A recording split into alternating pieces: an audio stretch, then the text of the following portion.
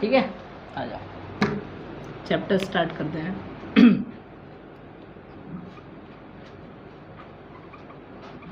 Residence and tax liabilities, residence and tax liability chapter number है ये तुम्हारा शायद तीसरा या चौथा है चैप्टर, स्टार्टिंग से कोई दिक्कत नहीं। चैप्टर का नाम डाल लो पहले तुम कि रेजिडेंस एंड टैक्स लायबिलिटी। अब देखो रेजिडेंस का मतलब क्या होता है, टैक्स लायबिलिटी का मतलब क्या होता है, पहले वो समझना। देखो गवर्नमेंट ये कहती है कि जो इंडिया में रहने वाला है टैक्स वो इंडिया में टैक्स जमा करेगा, यदि कोई बाहर का व्यक्ति तो वो अपनी सरकार को टैक्स जमा करेगा, है ना, और इंडिया में रहने वाला इंडिया वाले को टैक्स जमा करेगा। ये वाली लाइटर खोल दो। इंडिया में रहने वाला इंडिया वाले को टैक्स जमा करेगा और विदेश में रहने वाला विदेश वाले को टैक्स जमा करेगा। तो कौन इंडिया वाला और कौन बाहर वाला, सही चल रहा है बिल्कुल, चलो। तो कौन इंडिया वाला और कौन बाहर वाला, यही हमें यहाँ पर देखना होगा। तो इन्होंने ऐसा नहीं है, क्या हो रहा है, अब सही हो रहा है ना, चलो समझ जाओ। तो मैं ये कह रहा हूँ कि कौन इंडिया वाला और कौन बाहर वाला, इंडिया वाला कौन और बाहर वाला कौन, ये पहले हमें समझना होगा। तो सबसे पहले हमें देखना होगा रेजिडेंस स्टेटस, कौन यहाँ पर रहता है कौन यहाँ पर नहीं रहता है, ठीक है ना। अब तुम्हारे हिसाब से इंडिया में रहने वाला कौन और ना रहने वाला कौन, ये बताओ पहले मुझे, तुम अपनी अपनी राय बताओ सब। जो बाहर का व्यक्ति है ना, जो आउट ऑफ इंडिया रहता है वो तो तुम्हारे हिसाब से बाहर का हो गया। जो इंडिया में रहता है या जिसका जन्म इंडिया में हुआ वो तुम्हारे हिसाब से इंडिया वाला हो गया, यही तो होता है। लेकिन इन्होंने कुछ और कहा है। इन्होंने क्या कहा है, इन्होंने कहा है ऐसा नहीं है, इस तरीके से समझो। किस तरीके से, इन्होंने रूल बताए अपने कि यदि ये रूल पास कर दिया तो इंडिया वाला, और यदि ये रूल पास कर दिया तो बाहर वाला, और ये रूल पास कर दिया तो बीच वाला, ना बाहर का ना यहाँ का। मतलब टैक्स कुछ पर देगा और वो कुछ पर नहीं देगा। समझ में आती है बात। तो पहले हमें सिर्फ देखना है रेजिडेंस स्टेटस, कौन यहाँ पे रहने वाला है। हम सब इंक्लूडिंग मी, हम सब के सब ही क्या नाम है, इंडिया वाले ही हैं, है ना, क्योंकि इंडियन ओरिजिन है, हमारा जन्म यहीं हुआ है इंडिया में, ठीक है ना। हम आज तक बाहर गए नहीं, हमारा बिजनेस बाहर है नहीं, तो हम तो पहले इंडिया वाले ही हैं, अपने आप पर शक मत करना, ठीक है। आ जाओ रेजिडेंस एंड टैक्स लायबिलिटी डालो, उसका पूरा चार्ट बनवाता हूँ एकदम।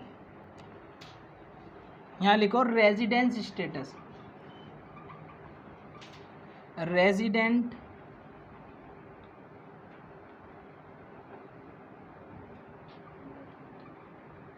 स्टेटस, रेजिडेंस स्टेटस, ठीक है। रेजिडेंस स्टेटस में क्या क्या होता है वो समझना कि क्या क्या होता है। रेजिडेंट, एक तो होता है रेजिडेंट,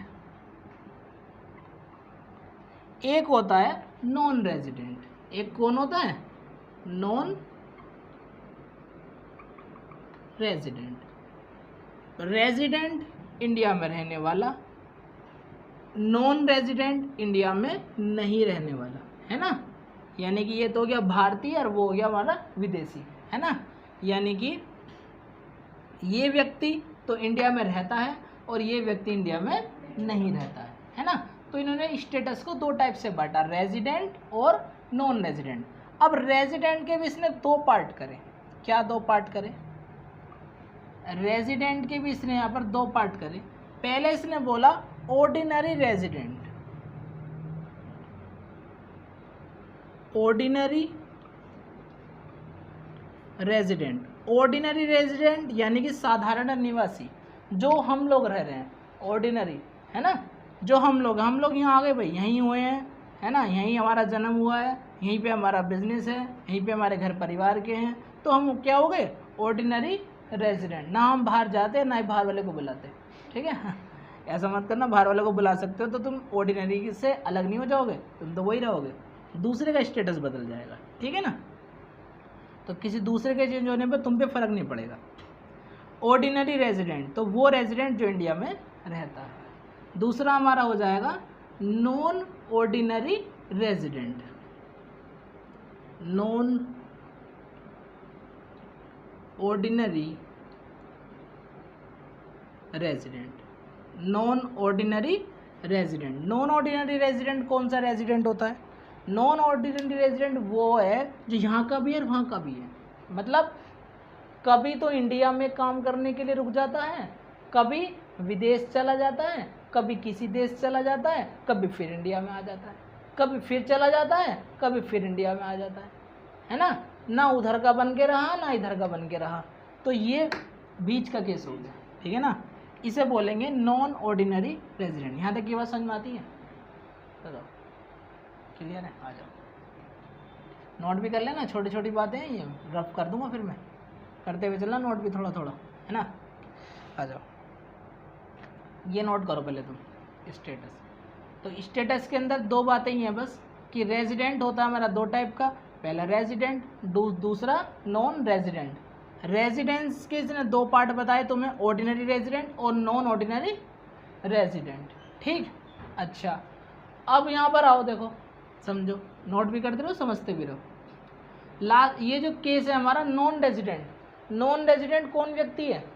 नॉन रेजिडेंट वो व्यक्ति है जो यहाँ रहता ही नहीं, जो यहाँ रहता ही नहीं, यानी कि क्या है? विदेशी है, यानी कि क्या है? विदेशी है, उसे बोलेंगे नॉन रेजिडेंट। देखो हिंदी के चक्कर में बिल्कुल मत पढ़ना, ये बिल्कुल मत पूछना कि नॉन रेजिडेंट को हिंदी में क्या बोलेंगे। हमें हिंदी से कोई मतलब नहीं है, क्वेश्चन इंग्लिश में सोल्व करेंगे, सारा काम इंग्लिश में ही करेंगे, ठीक है ना? क्योंकि हिंदी की लैंग्वेज जो है ना वो बड़ी ही खतरनाक मिलेगी तुम्हें, ठीक है ना? जो थ्योरी हो जाएगी वो तुम्हारी, उसकी टेंशन मत लो, वो सब याद हो जाएगी तुम्हारी, इसी की हेल्प से सब हो जाएगा, ठीक है ना? विश्वास रखो तुम बस मेरे ऊपर, ठीक है? एक एक चीज़ हो जाएगी तुम्हारी। इनकम टैक्स में तुम्हें थ्योरी याद करने में दिक्कत नहीं आने की, रत्ती भर नहीं आने की दिक्कत, एक एक चीज़ में वही तो करा रहा हूँ, और वही हमारे क्या नाम है क्वेश्चनों के अंदर यूज़ होगा, तो टेंशन लेने की तो बिल्कुल ज़रूरत ही नहीं है। तुम बस जो मैं समझा रहा हूँ उसे ध्यान से समझो, एक एक चीज़ को समझते हुए, और जो नहीं आ रहा मुझसे पूछ लो। देखो नॉन रेजिडेंट बता रहा था मैं, तो नॉन रेजिडेंट वो रेजिडेंट होता है जो यहाँ पर इंडिया में रहता ही नहीं है, जो इंडिया में रहता ही नहीं, इंडिया का है ही नहीं वो व्यक्ति, तो वो कैसा है? विदेशी है। बस अभी फ़िलहाल मैंने इतना बताया, नोट करो इसे।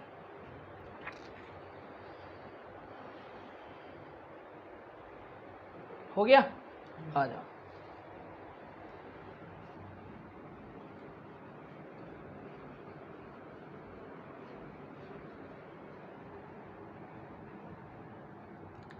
इसके बाद में, अब इसके बाद में मैं तुम्हें इसकी कंडीशंस बाद में लिखूंगा, पहले बताऊंगा कि किस किस को कंडीशन कितनी कितनी फुल करनी होगी, है ना? कंडीशन हम पढ़ लेंगे, टेंशन ना लो। सबसे पहले तुम लोग यहाँ पर मैं बेसिक कंडीशन के बारे में बताऊंगा। बेसिक कंडीशन,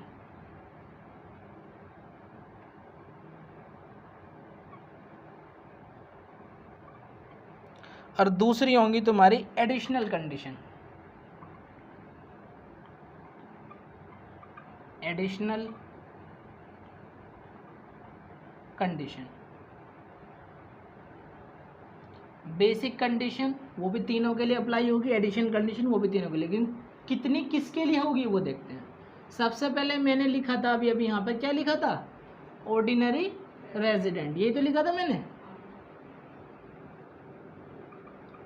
ऑर्डिनरी रेजिडेंट, ये मैंने लिखा था यहाँ पर। ऑर्डिनरी रेजिडेंट के लिए कंडीशन चलेंगी। दूसरा मैंने यहाँ पर लिखा था क्या? दूसरा मैंने लिखा था नॉन, छोटा हो गया थोड़ा, है ना? चलो, non ordinary resident, non ordinary resident, ठीक है? और तीसरा मैंने लिखा था नॉन रेजिडेंट। ये हमारी इस कंडीशन में आ गई, लिख लेना ढंग से। देखो नॉन रेजिडेंट यानी कि ऑर्डिनरी रेजिडेंट को बोलते हैं ROR, रेजिडेंट ऑर्डिनरी रेजिडेंट। ये शॉर्ट में भी तुम लोग लिख सकते हो, कोई रिक्वायरमेंट नहीं है कि लिखना ही पड़ेगा। नॉन ऑर्डिनरी रेजिडेंट NOR, और इसे बोलते हैं NR। क्या बोलते हैं इसे? NR। यानी कि नॉन रेजिडेंट। क्लियर है यहाँ तक की बात? आ जाओ। बेसिक कंडीशन क्या है वो समझो। बेसिक कंडीशन के अंदर क्या क्या आता है वो समझना बड़ा ध्यान से एकदम एक एक चीज़ को। तो बेसिक कंडीशन में ऑर्डिनरी वाले को कम से कम एक कंडीशन पूरी करनी होगी। कम से कम क्या करना होगा? एक कंडीशन उसे पूरी करनी होगी। देखो यहाँ मैं लिख देता हूँ, मेरे साथ नोट कर सकते हो, अभी मैं समझा नहीं रहा हूँ, नोट कर सकते हो। He must satisfy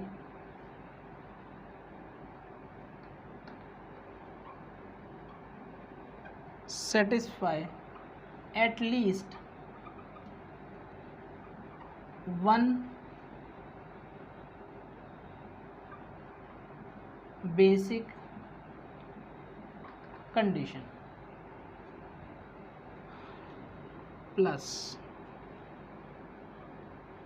both satisfy।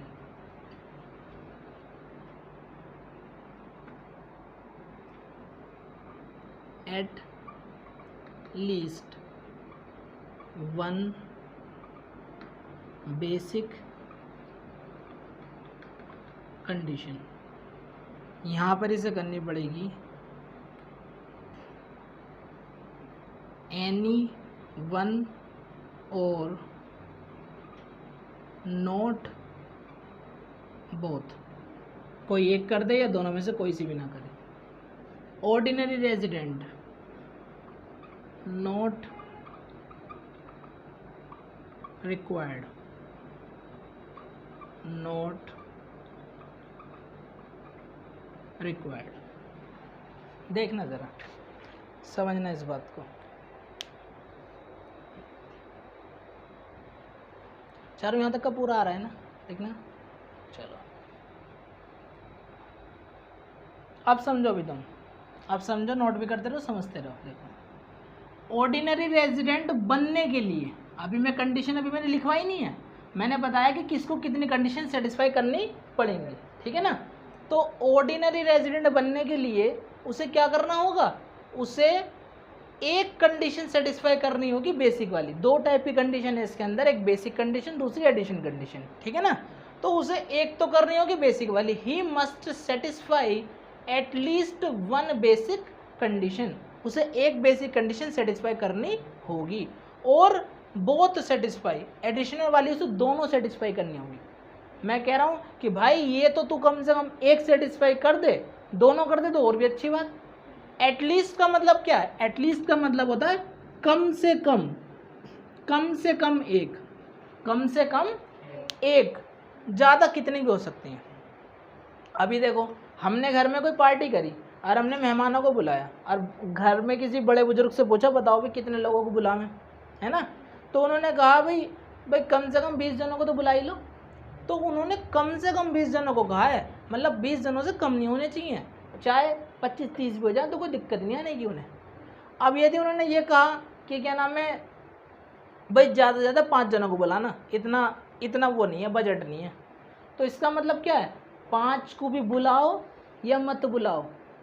उन्होंने ज़्यादा से ज़्यादा 5 को कहा है, एक भी आ सकता है, 2 भी आ सकता है, भाई ये थोड़ी ना है कि 5 ही आएंगे, है ना। उन्होंने कहा ज़्यादा से ज़्यादा 5 को। अभी कोई शादी का कार्ड लेकर आया और उसने विद फैमिली नहीं लिखा, उसने कहा ज़्यादा से ज़्यादा 2 जने आ जाना, तो इसका मतलब क्या है? एक भी ना आए तो भी चल जाएगा काम, यही बात है उसके मतलब, है ना। तो लैंग्वेज पे ध्यान देना, मतलब हमें कुल मिला के। तो एटलीस्ट का मतलब क्या है? कम से कम, है ना। आ जाओ, तो इसे कम से कम एक सेटिस्फाई करनी है और एडिशन वाली से दोनों सेटिस्फाई करनी है। आगे नॉन ऑर्डिनरी रेजिडेंट बनने के लिए, यानी कि असाधारण निवासी बनने के लिए इसे एटलीस्ट वन बेसिक कंडीशन, इसे एक तो बेसिक कंडीशन सेटिस्फाई करनी ही पड़ेगी और इसमें से चाहे वो एक कर दे या एक में से कोई सी भी ना करे, है ना। इसमें से चाहे वो एक कर दे या एक में से कोई सी भी ना करे। अभी मैंने को रिलेट कराऊंगा, टेंशन ना लेना, एकदम रट जाएंगी, बिल्कुल दिमाग में सेट हो जाएंगी।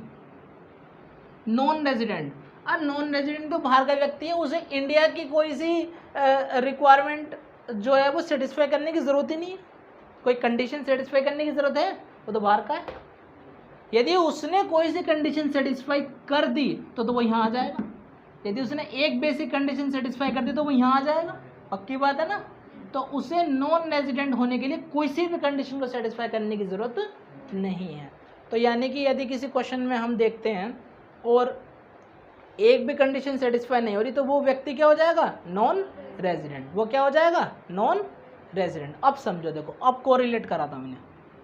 अब देखना, ऑर्डिनरी होने के लिए इन्हें एक कंडीशन सेटिस्फाई करनी होगी बेसिक वाली, और दोनों यदि ये दोनों में से एक कंडीशन सेटिस्फाई कर पाया, एडिशन वाले की बात कर रहा हूँ, यदि वो दोनों में से एक कंडीशन सेटिस्फाई कर पाया और दूसरी नहीं करी तो वो कहाँ पहुँच जाएगा, तो वो कहाँ पहुँच जाएगा, अरे बोलो, तो वो इधर आ जाएगा, क्योंकि यहाँ पर उसे कम से कम एक तो करनी है, और यहाँ पर वो चाहे वो एक कर दे, एक में से कोई सी भी ना करे, तो वो यहीं पड़ा है। यदि उसने एक बेसिक कंडीशन सेटिस्फाई कर दी तो वो इन दोनों केस में आएगा, तीसरे केस में कभी जा ही नहीं सकता। पहली बात समझ में आती है, क्लियर है पॉइंट ये वाला। दूसरी बात, अब देखो, अब इसकी बात करते हैं। अब देखना, बड़े ध्यान से समझना, क्वेश्चन सारे हो जाएंगे, मैं क्वेश्चन ही बोल रहा हूँ पहले उस इस टाइम, ये मानना बेसिक कंडीशन तो एक भी सेटिस्फाई नहीं करी, और ऑर्डिनरी ये जो तुम्हारी एडिशनल कंडीशन है ये दोनों सेटिस्फाई कर दी, तो इसे सेटिस्फाई करने का कुछ फ़ायदा हुआ, इसे सेटिस्फाई करने का कोई फ़ायदा हुआ नहीं हुआ। बेसिक एक करता तब यहाँ आता या यहाँ आता, अब तो वो वहाँ चला गया, अब तो वो वहाँ चला गया। तो इसने चाहे यदि नॉन रेजिडेंट वाले ने एक बेसिक कंडीशन सेटिस्फाई नहीं करी और यदि इसने दोनों भी एडिशन कंडीशन सेटिस्फाई कर दी, तब भी वो क्या रहेगा, नॉन रेजिडेंट, तब भी वो क्या रहेगा, नॉन रेजिडेंट रहेगा। क्लियर बात आती है यहाँ तक की समझ में, तब भी वो नॉन रेजिडेंट ही रहेगा। एक सवाल और पूछता हूँ, अब एक व्यक्ति था, उसने बेसिक कंडीशन तो सेटिस्फाई कर दिया, एक केस में बेसिक कंडीशन एक सेटिस्फाई हो गई है ना, और एडिशनल दोनों हो गई, तो वो कहाँ आ जाएगा, ऑर्डिनरी। एक कंडीशन सेटिस्फाई हो गई बेसिक वाली और एक भी कंडीशन सेटिस्फाई नहीं हुई बोथ वाली, तो वो कहाँ आ जाएगा, नॉन ऑर्डिनरी रेजिडेंट में। अरे कि दोनों में से कोई सी भी नहीं हुई, नॉन रेजिडेंट में। और यदि एक condition only one additional condition satisfy, तो फिर वो कहाँ पर आ जाएगा, फिर भी नॉन रेजिडेंट में आ जाएगा। मैंने कहा एडिशनल वर्ड पे ध्यान देना, तो वो कहाँ आ जाएगा, तुम समझ चुको, नोट कर लो फटाफट।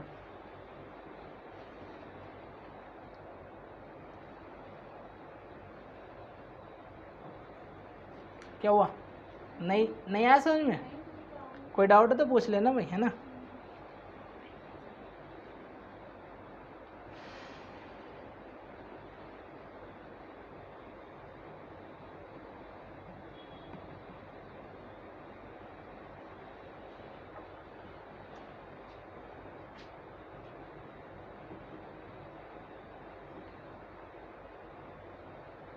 हो गया नोट, चले आगे।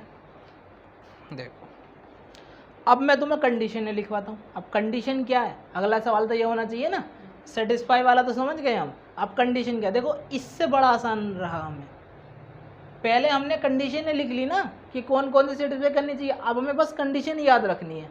अब हमें ये पता लगे कि क्या होने के लिए कौन सी कंडीशन सेटिस्फाई करनी पड़ेगी, ठीक है ना।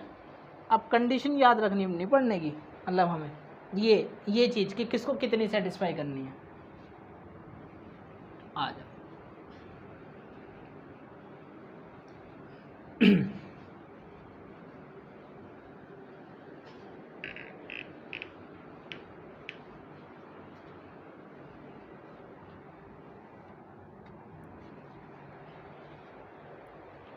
हेडिंग डाल लो, basic condition.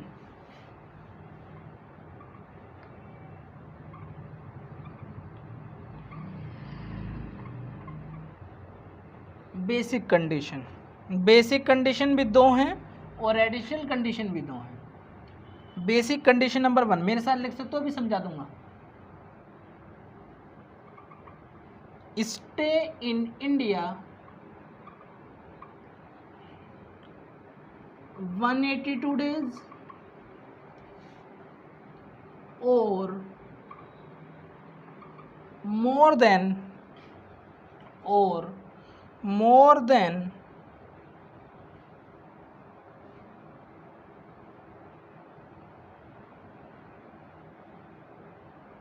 182 days in previous year. Short में लिख सकता हूँ ऐसे, बताओ मुझे। प्रीवियस ईयर मैंने बोला था, लिख दूँ ऐसे, स्टे इन इंडिया 182 डेज और मोर देन 182 डेज। दूसरी कंडीशन है यहाँ पर,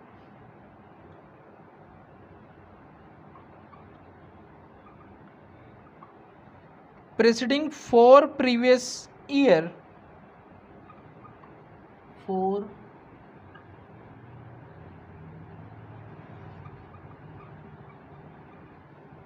preceding 4 previous year at least 365 days।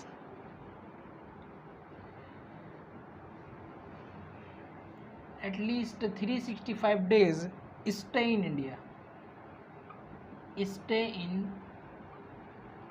India plus 60 days in previous year. यानी कि जिस साल की इनकम हम निकाल रहे हैं, प्रीवियस ईयर की इनकम ही तो कैलकुलेट करते हैं हम असेसमेंट ईयर में। ये हुई हमारी basic condition.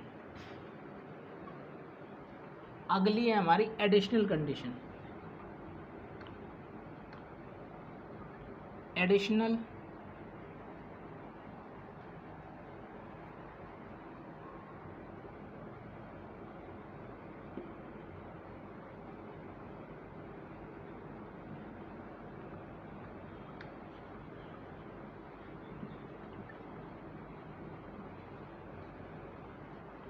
Additional condition, additional condition number 1, additional condition number 2 बताता हूँ।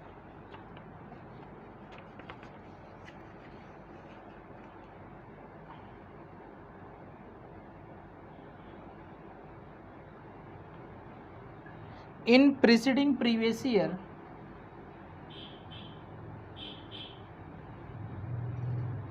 in preceding previous year he must stay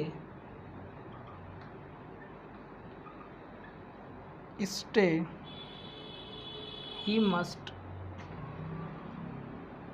must be a resident 2 year out of 10 year. और दूसरी है ही must be in India, he must be in India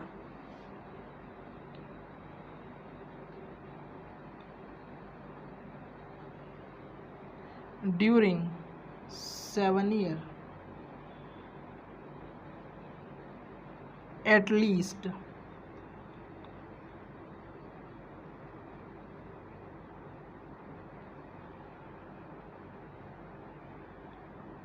730 days. 730 days पहले तुम जल्दी से note कर लो और फिर मैं तुम्हें समझाता हूँ इसका।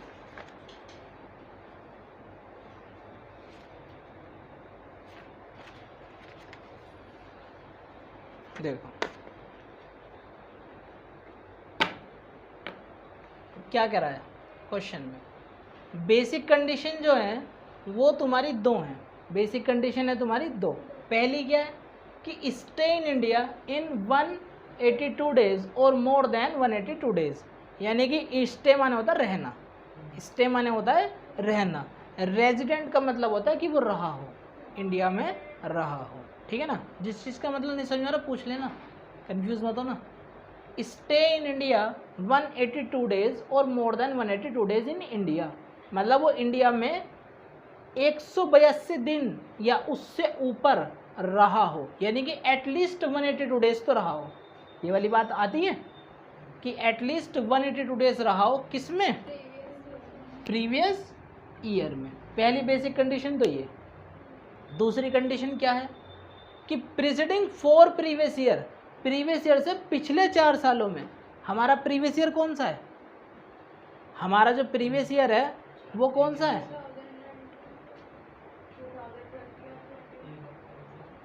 अरे नहीं, 1 अप्रैल से नहीं, हमारा जो असेसमेंट ईयर है जिसमें हम कैलकुलेट कर रहे हैं वो हमारा जो है 2021, ये हमारा प्रीवियस ईयर है, इसमें हम कमा रहे हैं, ये हमारा प्रीवियस ईयर। अगले साल टैक्स देंगे, इस साल कंपटीशन भाई, हम यहाँ पर इस साल कमा रहे हैं, अगले साल टैक्स देंगे, तो प्रीवियस ईयर हमारा कौन सा बन जाता है?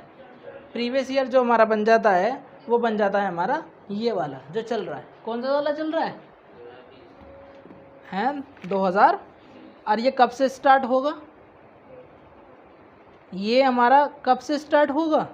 अरे बोलो।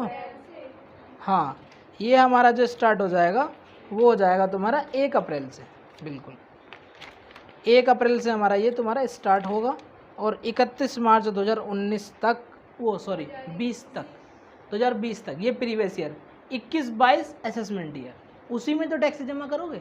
यही तो बात मैं समझाने की कोशिश कर रहा हूँ बार बार तुम्हें कि यहाँ पर डेट में कंफ्यूज मत हो जाना। देखो, चाहे मैं क्वेश्चन नंबर तुम्हें 1 दिखा देता हूँ। देखो, क्वेश्चन नंबर 1 में बोल देता हूँ, समझ लो फिलहाल ऐसे। इसमें यहाँ पर इसने मिस्टर सक्सेना की जो है वो रेजिडेंट स्टेटस कैलकुलेट करने के लिए कहा है और कहा है कि भैया असेसमेंट ईयर 2021 है, असेसमेंट ईयर 2021 है। ये जो 1 अप्रैल 2000 इससे स्टार्ट हुआ होगा, 1 अप्रैल 2020 से 31 मार्च 2021 तक, ये तो असेसमेंट ईयर है। इस साल तो हम कैलकुलेट कर रहे हैं ना, जब हम इस साल कैलकुलेट कर रहे हैं तो प्रीवियस ईयर कौन सा होगा? पिछले वाला, यानी कि 1 अप्रैल 2019 से 31 मार्च 2020। क्लियर है पॉइंट? तो अब जब भी मैं बोलूँगा कि असेसमेंट ईयर, तो तुम तुरंत ही समझ जाना कि मैं 2021 की बात कर रहा हूँ, ठीक है ना। और यदि मैं बोलूँगा प्रीवियस ईयर, तो तुम समझ जाना कि मैं 19-20 की बात कर रहा हूँ। समझ में आती है वाली बात? ये वाली बात तो क्लियर है ना तुम्हें? ठीक, अब आ जाओ।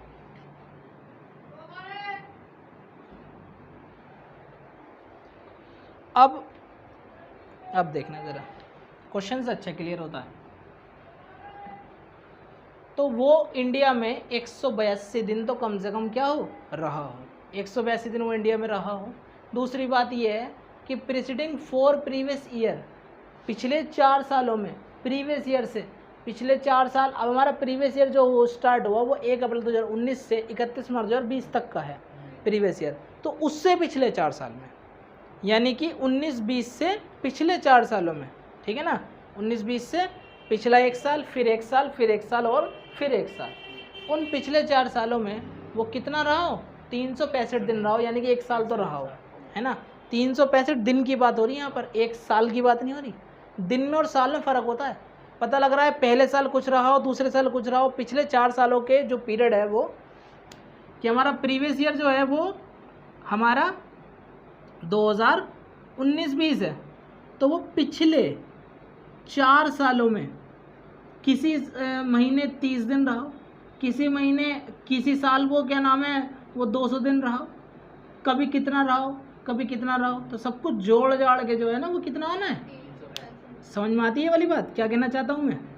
ये दिन ही क्यों लिखें, ये बात समझ जाना। साल का मतलब तो एक ही होगा तुरंत फिर, ठीक है ना। दिन और साल में फ़र्क है। क्लियर है ये वाली पॉइंट? आ जाओ।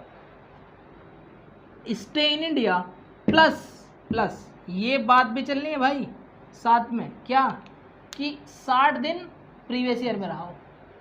यदि उसने पहली कंडीशन सेटिस्फाई नहीं करी तो दूसरी को चेक करेंगे कि पिछले प्रीवियस ईयर से पिछले 4 सालों में, जो प्रीवियस ईयर से जस्ट पिछले 4 साल हैं, उसमें वो चाहे तो 365 दिन रहा हो, लेकिन but condition is previous year में जो जिस साल उसकी इनकम जो उसने कमाई है 60 दिन तो कम से कम रहा हो।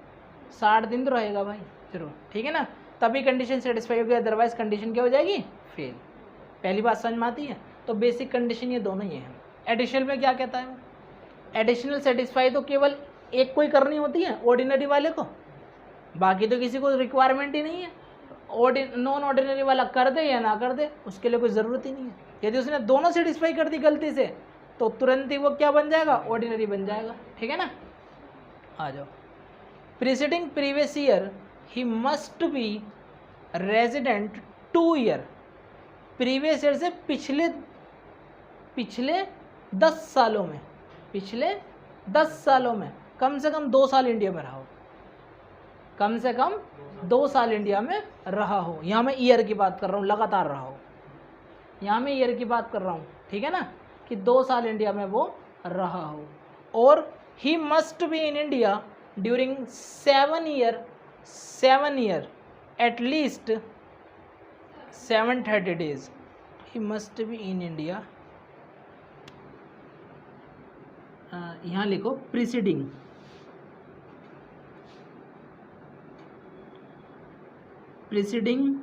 Of previous year, preceding of previous year. He must be in India preceding of previous year, preceding of, यार कुछ लाइन इधर उधर हो रही है मुझे लग रहा है, एक लाइन छोड़ देगा मैंने लिखवाने के लिए, एक सेकंड चेक करता हूँ। He must be in India during the 7 year at least, इतना, he must be in India preceding of previous year, preceding of previous 7 year at least 730 days, ऐसे लिखना है इसे, है ना, कि ये पिछले 7 सालों में कितना रहा हो, 730 दिन, 730 दिन। अब इसे रिलेट कराते हैं सबको आपस में, देखो आ जाओ। तो बेसिक कंडीशन क्या हो गई, बेसिक कंडीशन पहली कि उसे यदि क्या बनना है, ऑर्डिनरी बनना है, तो वो ऑर्डिनरी बनने के लिए क्या करेगा, ऑर्डिनरी बनने के लिए उसे एक तो करनी पड़ेगी सेटिस्फाई, कौन सी, बेसिक कंडीशन, सॉरी, एक तो इसमें से बड़ी बेसिक वाली करनी पड़ेगी और एडिशन वाली क्या करनी पड़ेगी, इसे दोनों सेटिस्फाई करनी पड़ेंगी, एडिशन वाली से दोनों सेटिस्फाई करनी पड़ेंगी। अब बेसिक कंडीशन क्या है कि 182 दिन इंडिया में रहा हो, और दूसरी क्या है, अरे दूसरी क्या है, पिछले जो, ये तो फर्स्ट वाली हो गई 182 वाली, ये तो फर्स्ट वाली हो गई कि कम से कम 182 दिन तो वो रहा हो, ये तो फर्स्ट कंडीशन हो गई। दूसरी हो गई कि तुम्हारा जो पिछले 4 साल हैं उसमें 365 दिन रहा हो और प्रीवियस ईयर में 60 दिन रहा हो। क्लियर है पॉइंट, यानी कि 182 दिन रहा हो प्रीवियस ईयर में, चाहे तो ये सेटिस्फाई कर दे या ये सेटिस्फाई कर दे कि पिछले 4 सालों में, प्रीवियस ईयर से पिछले 4 सालों में 365 दिन रहा हो, लेकिन 60 दिन वो प्रीवियस ईयर में भी रहा हो, अदरवाइज़ ये भी फेल हो जाएगी, अदरवाइज़ ये कंडीशन क्या हो जाएगी, फेल। क्लियर है पॉइंट यहाँ तक के। अगली बात, एडिशनल कंडीशन की बात हम करें तो एडिशनल कंडीशन चुपचाप एक बात याद रखना, पिछले 10 सालों में 2 साल, पिछले 7 सालों में 730 दिन, पिछले 10 सालों में 2 साल और पिछले 7 सालों में 730 दिन। क्या ये लाइन नहीं लिखी, पिछले 10 सालों में 2 साल प्रीवियस ईयर से और पिछले 7 सालों में 730 दिन। अब हो गया याद, समझ में आ गया ना। तो बेसिक कंडीशन क्या है कि 182 दिन, फर्स्ट वाली एटलीस्ट, ये सेटिस्फाई नहीं हुई, तो दूसरी क्या है कि पिछले 4 सालों में 365 दिन, 365 दिन से एक भी दिन यदि कम हो गया तो वो क्या होगा, फेल हो जाएगी, और प्रीवियस ईयर में 60 दिन, और ये एडिशन वाले पिछले 10 सालों में 2 साल और पिछले 7 सालों में 730 दिन, है ना। एक बात तो मैं एक कुछ छोटी सी जानकारी बताता हूँ, जो पिछले 10 सालों में 2 साल रहा है वो पिछले 7 सालों में 730 दिन रहा होगा, रहा ही होगा, है ना। कभी कभी कंडीशन फेल हो जाती है, वो पिछले 7 सालों से भी जो आगे आने वाले 3 साल हैं, ये पूरे 10 साल, ये 7 साल, ये बचे 3 साल, इसमें तो वो रह लिया 2 साल, बट यहाँ नहीं रहा, तो ये कंडीशन भी फेल हो जाती है कभी कभी। क्लियर है पॉइंट। तो इसे कभी मत सोचना कि पिछले 10 सालों में 2 साल रहा तो पिछले 7 सालों में तो 730 दिन रहा ही होगा, ये कंडीशन कभी मत सोचना, ठीक है ना। अब यदि वो उसका जन्म ही वहाँ हुआ है, इंडिया में हुआ है, और वो कभी बाहर गया ही नहीं, तो वो सारी सेटिस्फाई कर दी उसने। तो 182 क्या सुबह से लेकर शाम तक, दिन से लेकर रात तक रहा है वो, तो समझ में आती है बात। ये नोट करो, हो गया नोट, क्लियर है। आगे चलें, ज़रा सा लिखवाना, बाकी कुछ नहीं लिखूँगा, ज़्यादा तो मैं लिखवाते नहीं, कल भी कहाँ ज़्यादा लिखवाया था, है ना, ज़्यादा मैं लिखवाते नहीं, चारों को बता देखो।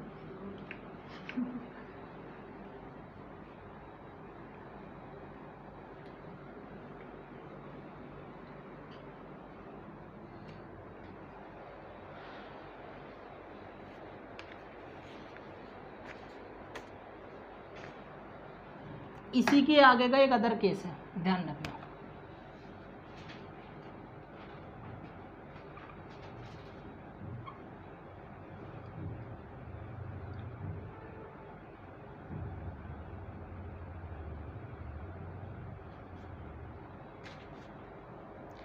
और ये अप्लाई होता है केवल और केवल बेसिक कंडीशन पे। ये किस पर अप्लाई होगा? बेसिक वाली पे अप्लाई होगा बस, ये है ना, और किसी पे अप्लाई नहीं होगा, ये ध्यान रखना। फॉर बेसिक कंडीशन, ये केवल बेसिक कंडीशन पर ही अप्लाई हो रहा है।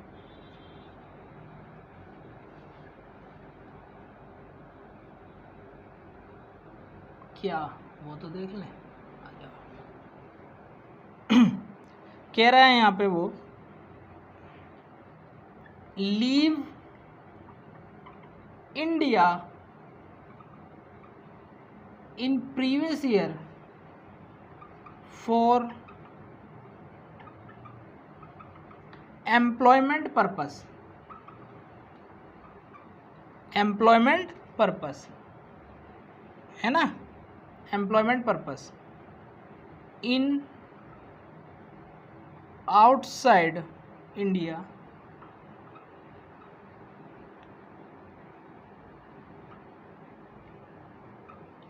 in the previous year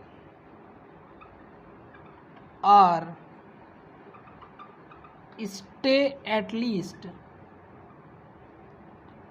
182 days। अभी मैं अपनी लैंग्वेज में बताऊंगा तब समझ जाओगे तुम।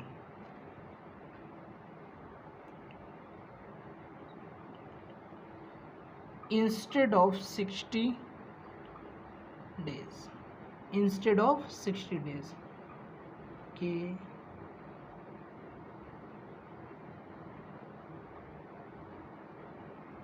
स्थान पर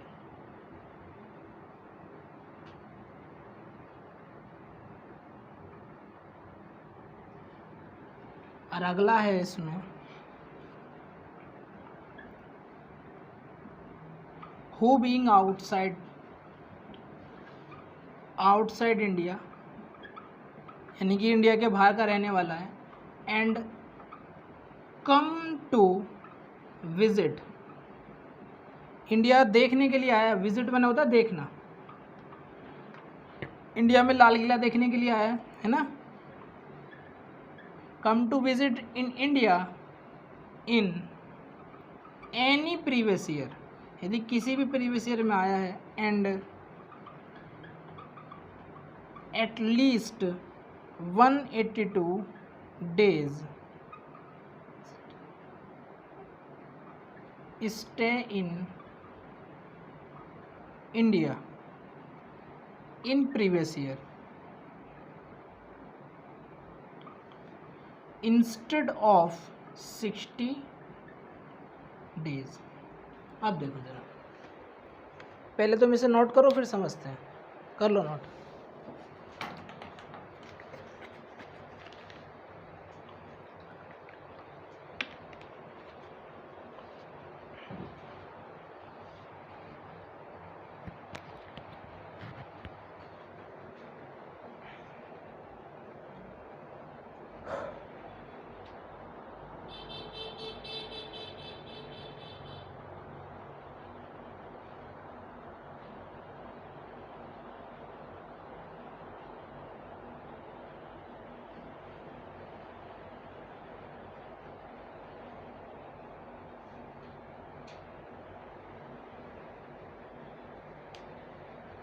बताओ भाई, समझा दूं?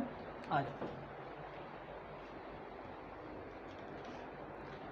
देखो भाई जरा, मैंने तुम्हें जब बेसिक कंडीशन लिखवाई थी, बेसिक कंडीशन नंबर 2 की बात हो रही है बस यहाँ पर, सिर्फ उसी में चेंज है जरा सा, ठीक है ना, सिर्फ उसी में चेंज है, क्योंकि फर्स्ट तो यही है, फर्स्ट तो यही है, बेसिक कंडीशन नंबर 2 की बात हो रही है, यहाँ पे 2 भी लिख लो चाहे, बेसिक कंडीशन नंबर 2 में हल्का सा चेंज है। क्या चेंज है वो मैं तुम्हें देखो बता देता हूँ, ध्यान से समझना। आ जाओ, हमारे जो बेसिक कंडीशन नंबर 2 थी मैंने अभी बताई थी, वो क्या बताई थी मैंने, कि वो इंडिया में पिछले 4 सालों में 365 दिन या 60 दिन प्रीवियस ईयर में रहा हो, वो प्लस 60 दिन प्रीवियस ईयर में रहा हो।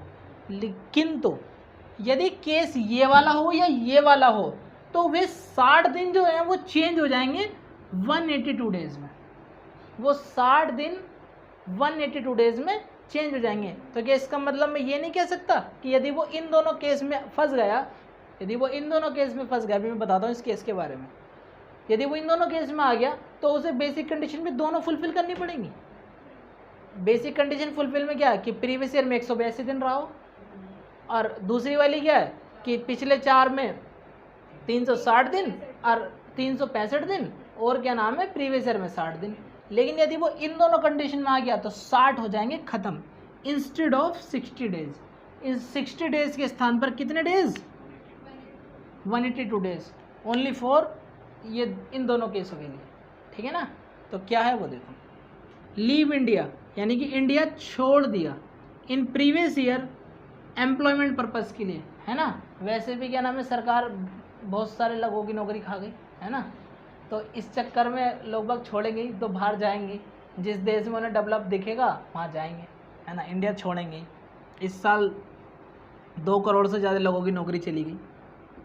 तो देखो, leave India in previous year for employment purpose, employment purpose के लिए यानी कि बाहर नौकरी करने जाने के लिए छोड़ दिया India. And outside India the previous year stay at least 182 दिन, तो वो कम से कम इंडिया में 182 दिन रहा हो, अदरवाइज वो ऑर्डिनरी रेजिडेंट की कंडीशन में नहीं आएगा, चाहे तो वो नॉन ऑर्डिनरी में चला जाएगा या फिर वो नॉन रेजिडेंट हो जाएगा। क्लियर बात है यहाँ तक की। कुल मिला के तुम ये ध्यान रखना है कि यदि एम्प्लॉयमेंट पर्पज़ के लिए बाहर गया हो या विजिट पर्पज़ के लिए, विजिट पर्पज़ के लिए इंडिया को देखने के लिए कोई बाहर के व्यक्ति यहाँ आया हो, तो उस कंडीशन में 60 दिन की जगह 182 दिन, बस केवल इतनी बात। क्लियर है पॉइंट। 60 दिन की जगह 182 दिन। ये बात किसकी तो समझ में आई, ये बताओ। नहीं आई समझ में? विजिट देखो, जैसे एक कोई व्यक्ति है बाहर रहता है, अमेरिका में रहता है, ठीक है ना। पहले भी वो कई बार आया होगा इंडिया में, लेकिन इस बार वो इंडिया में देखने के लिए आया, घूमने फिरने के लिए आया इंडिया में। तो कह रहा है हु बीइंग आउटसाइड इंडिया, वो बाहर रहता है, विदेशी है, and come to visit in India in the previous year, और प्रीवियस ईयर में यानी कि 19-20 में वो रहने के लिए आया है, इंडिया में देखने के लिए आया है लाल किला, है ना, क्योंकि वहाँ तो होगा नहीं ना, लाल किला तो इंडिया में ही है, तो वो इंडिया में देखने के लिए आता है। अंग्रेज लोग आते हैं, मैंने खुद देखा है लाल किले के पास घूमते हुए, है ना। तो उसके लिए कंडीशन है कि भैया इंडिया में कम से कम वो 182 दिन तो रहे, 182 दिन रहे, यदि उसे ऑर्डिनरी की कंडीशन में आना है तो, यदि उसे ऑर्डिनरी कंडीशन में आना है तो, अदरवाइज तो वो नॉन रेजिडेंट है ही। यदि उसने ये पास नहीं करी और वो पिछले 4 सालों में 365 दिन नहीं रहा तो वो क्या बन जाएगा, नॉन ऑर्डिनरी, वो non resident, sorry non ordinary तो तब बनेगा ना जब एक बेसिक फुल कर दे, ठीक है। तो ये दोनों केस भी तुम नोट कर सकते हो।